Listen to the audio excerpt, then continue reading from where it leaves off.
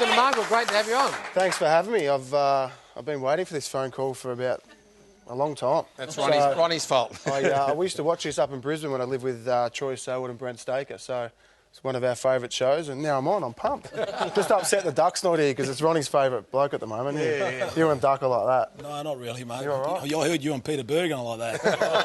Well, the Ducks actually doing a charity event tonight, so he's on. He's not on, obviously. But Brendan, let's talk about you and your career. And you know, you had a great career for as long as it lasted, and I mean that with due respect. But was you disappointed with your career the way that it ended when you look back on it now? Yeah, obviously, you know, I've just turned 32, so you know, I should still be playing and peaking and going pretty well with footy, and you know, my career to be cut short at the age of 29.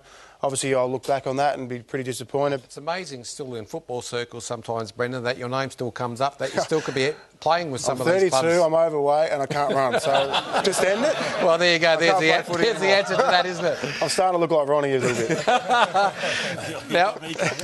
Now, Brendan, you played against some great opponents at the time. Who was your toughest opponent you played on? My toughest opponent would probably be... you know, either Max Hutchin that played at St Kilda or, you know, Luke McFarlane plays up at Fremantle, he still plays there. But, you know, Maxie was a defender that's all he was. You know, he didn't really kick the ball too much, but he had speed, and my main... my attribute was my speed. So when someone that was quick was on, he had the go-go gadget arms. He used to wear this stick, you know, the Grippo. He used to wear Grippo on his jumper, and every time he'd wipe it all over my hairs. It'd be in my hairs for 4 days. So I started wearing long sleeves against the Saints. So you watch some of the Saints games. I've got long sleeves. I used to have it in his hair. I got it in my hair. Yeah, I was going It's a to good say hairdo, it's in his isn't it? hair. I know. No, look, Fev, look, thanks for coming on the show, and it's great to have you on our show. One thing I'd noticed about you when you used to have shots for goal, I always thought Plugger... I didn't miss. Well, no, I'm going to give you a rap, don't worry. Tony Plugger Lockett is the best goal kicker that I've ever played with or seen in my life. I'd go as far as to say that you're the second best I've ever seen. And I reckon you're just a beautiful kick.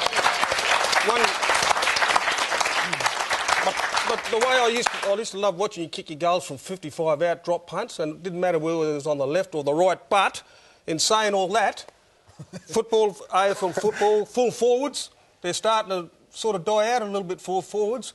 Are we going to see, or will we ever see, another 100-goal I thought you were going to stitch me up with some film that I missed.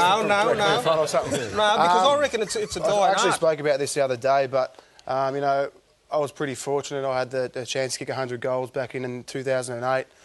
Buddy Franklin kicked his 100 the same night.